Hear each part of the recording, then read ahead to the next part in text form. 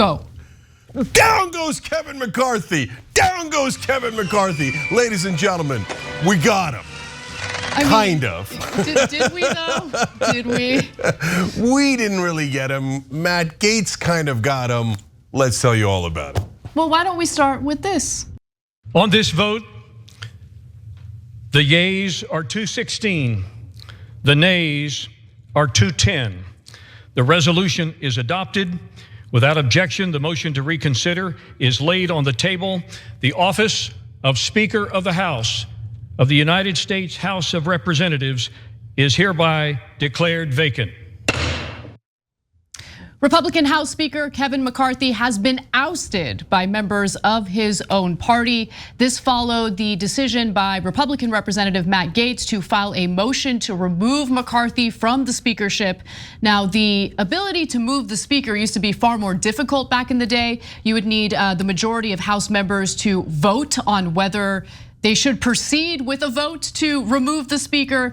But in this case, all it took was one member of Congress to file a motion to remove McCarthy. In this case, it was Matt Gaetz, and that was a concession that the House Freedom Caucus, the more far right portion of the Republican Party, had received from McCarthy in favor of essentially voting in favor of the debt ceiling bill several months ago.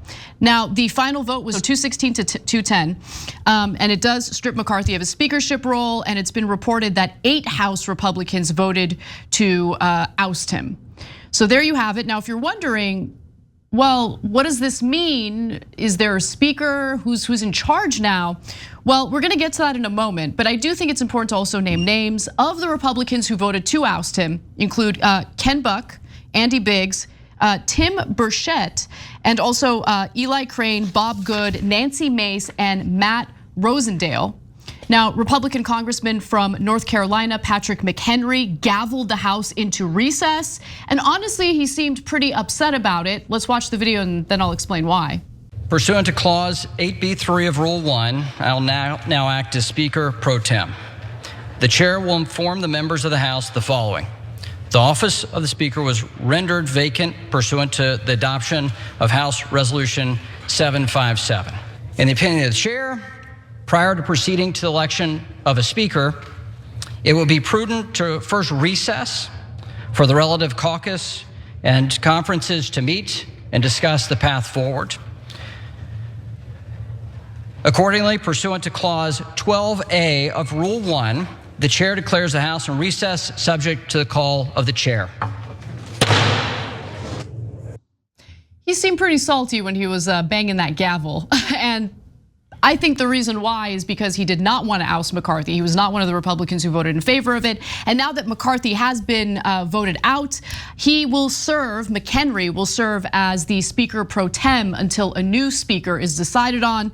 Now, a few names have been floating around. We'll get to that in a moment. But first, Cenk, what are your thoughts? Yeah, so first of all, I'm a little bit surprised Ken Buck's on that list. He's trying to get a job on CNN, trying to seem reasonable these days. So I don't know what happened. It's a topsy-turvy world. Nancy Mace is on the list. Nancy Mace is supposed to be one of the moderates in the Republican Party, which, by the way, this is a fun little super side story, but when I was just in DC a couple of days ago, I ran into Nancy Mace at the airport, and she said, "Young Turks, right?" And I said, "Yeah." She said, "You guys crap all over me, but it's fun." Okay, and I agree, it's fun. This is also fun. I don't know why she partook in this fun. Okay, but she did. Now, the most important thing for me is what can we get out of it, right? So, like, people think like, okay, well, McCarthy's gone now because this seat is vacant. He lost it, it's over. It's not over. You think it's over? They need a speaker at some point.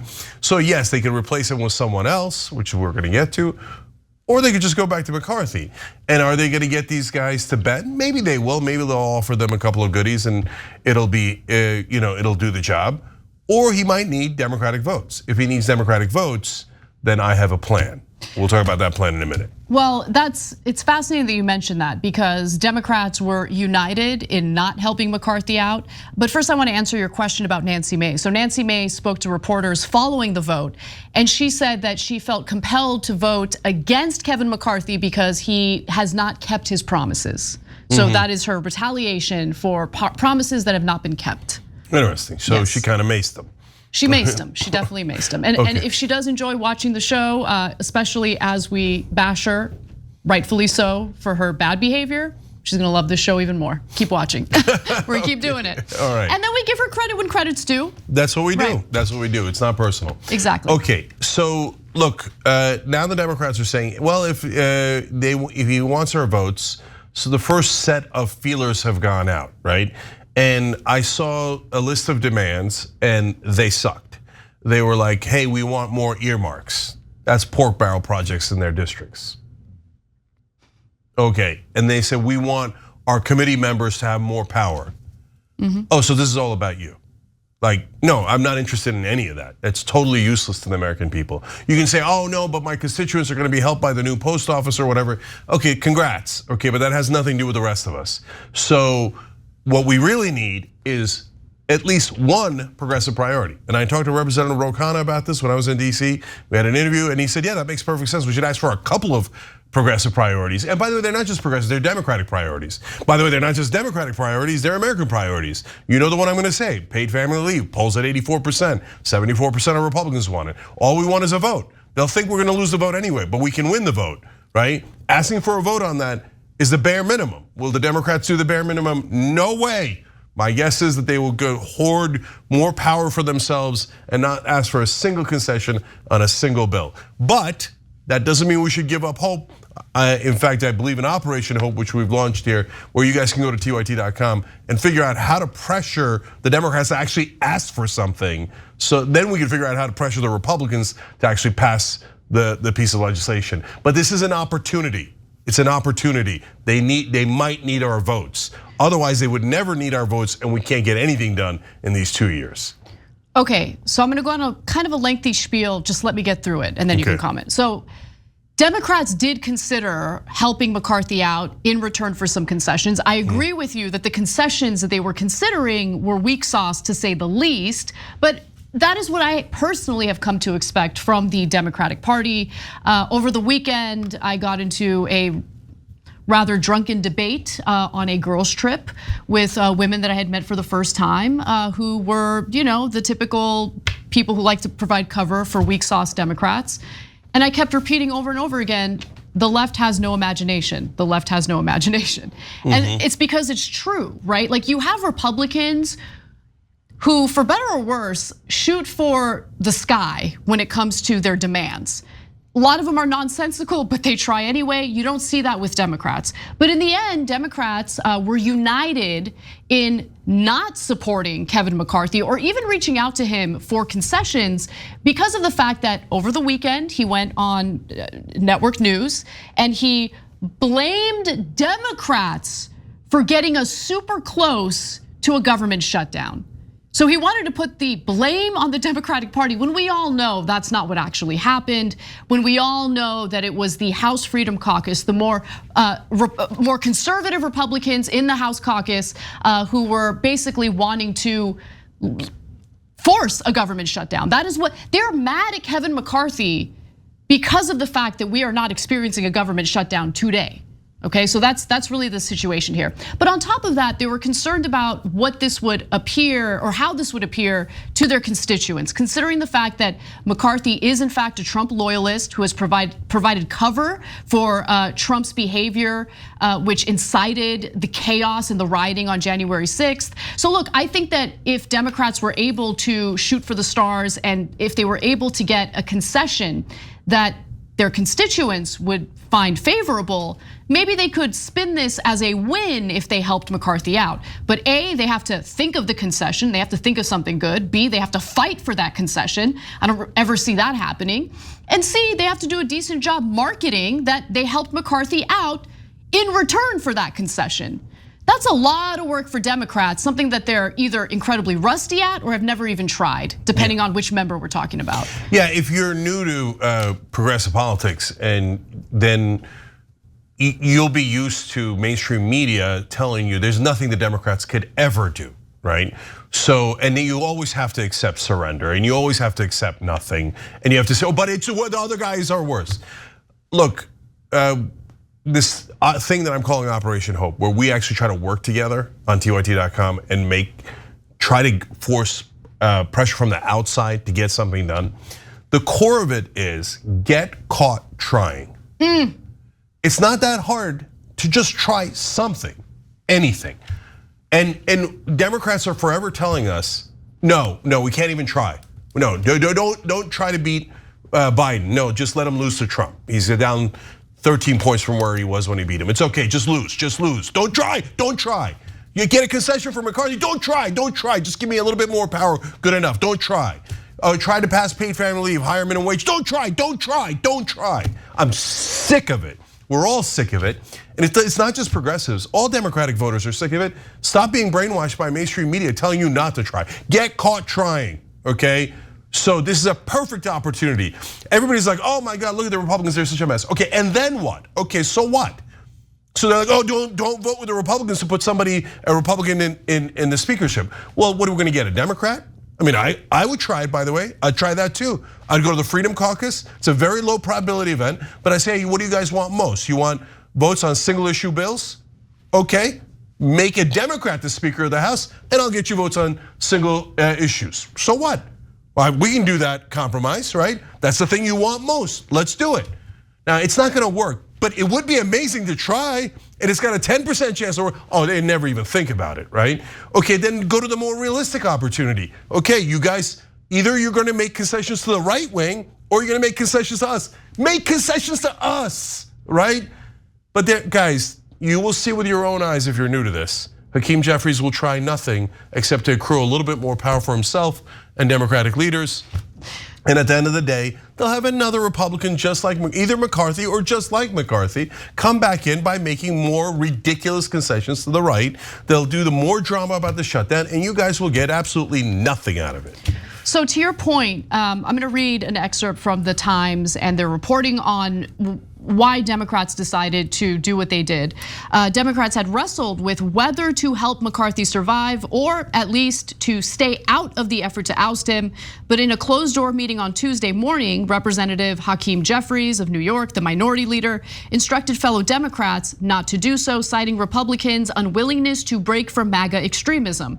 But let me also be clear, I mean, whoever they choose to replace McCarthy, I believe is likely to be even more extreme than McCarthy was in terms of providing cover for MAGA extremism within the Republican Party. Yeah, there is no Republican that's gonna come out and go, oh no, you guys were right, Trump's a bad guy. I mean, please don't tell me that's what you're waiting for. Not gonna happen, okay? It's either gonna be just as slavish devotion as McCarthy has, and licking Trump's right boot, or it's gonna be another guy who's even worse, licking Trump's left boot. It doesn't matter. They're not gonna turn on a guy who's got a 40-point lead in the Republican primaries. Just please understand politics, right? And McCarthy just did he thought that he could straddle, right? Because there are so-called moderate Republicans in the House who do not like the House Freedom Caucus because they're running for re-election in swing districts, in purple districts. And so the extremism doesn't bode well for their chances at getting re-elected. So McCarthy had to try to appeal to them while also trying to appeal to the far right wing of the Republican Party. And the problem with that is you can't really straddle the two. And so he tried to push back as much as he could when it came to the government funding bill. But then remember, he also conceded on their demands to open an impeachment inquiry into President Joe Biden without a shred of evidence of Biden engaging in any wrongdoing or criminality. Yeah, I want to be super clear. There are no good guys here. Right. You make the best of a bad situation. First of all of Washington is toxic, right? So then Kevin McCarthy not only devoted to Trump, impeaching Biden for no reason because the right wing put pressure on him. And then it was never good enough for the right wing anyway. For the right wing, they want to defund the entire Department of Justice, have complete lawlessness, have the right wing Gestapo run the whole place, right? And if you don't give them the Gestapo, they're not going to say yes, right? So sometimes I get the sense from the establishment that they think like, oh, there are cooler heads here and moderate Republicans will prevail. But who are the moderate Republicans? Even if you found the most moderate Republican there is in the House, it's still a person who's a corporatist, who believes that you should give everything to their donors, right? I mean, so it's not like there are any good guys at all, right? So they've never proposed anything that helps the American people. The only thing they ever propose is build a wall, we would keep the Mexicans out, and tax us for the rich, tax us for the rich. So that's it, there is no good options. The only question is, what can we get in return for somehow keeping the government going? And so just look out for our voters in this mess instead of going ha to the Republicans, which doesn't really do you any good. You're never gonna get anyone good to be their leader. So stop waiting or dreaming for that. It's not gonna happen. Olivia Beavers on X, formerly known as Twitter, says that there is a group of House Republicans huddled and praying on the House floor. Representative Ann Wagner appears to be crying. So Republicans are having a tough go at things in the House. But to your point, Cenk, in regard to the most moderate Republicans in the House, I mean, Nancy Mace is considered a moderate Republican and is in fact running for re-election in a purple district, which is part of the reason why, after the reversal of Roe became a reality in America, she went on a press tour speaking out against the decimation of reproductive rights in America. Now, does she genuinely care about reproductive rights, or is she doing it specifically to appear moderate and increase her chances at re-election? Honestly, with politicians these days, I go toward the more cynical route. I think that it's to appear moderate. But at the end of the day, they're going to always provide cover for the most extreme elements of their party. And that's exactly what Nancy Mace did today by voting to oust Kevin McCarthy for, I guess, not providing enough cover for MAGA Republicans and for not keeping his promises. Although that is such a vague thing to say, what exactly did McCarthy do that you're so unhappy with that you think another member of your party could handle better than McCarthy? Yeah, he must have screwed her over on a backroom deal, because otherwise it doesn't make sense what she's doing. And he must have promised her something and then lied, which is Kevin McCarthy 101. He lies to everyone. He lied to Biden. So, we got a deal, don't worry, we're not gonna question shutting the government down. And then what's the first thing he did? He questioned shutting the government down. So he always lies. I mean, is this a surprise as politicians? But I wanna give last word to one of our members. I love our members, they're so smart. And we do that. I like doing the show with them and putting our comments, their comments in. This is a YouTube member, Benjamin Gilbert Liff. He said, we should find a Republican and vote for them in exchange for a standalone child tax credit bill. See, that's two good ideas. See, that's why I'm starting Operation Hope, because you guys have as good ideas as anyone does, okay? So number one, yes, that's a great idea. Why don't we say, okay, we're willing to work with that Republican, but not that one, okay? If you want our votes. And so they'll chafe at that. They'll be like, oh, the Democrats aren't gonna pick our leader, but already you've got them backpedaling. And already if they want their guy, they're gonna have to make an extra concession to you, right?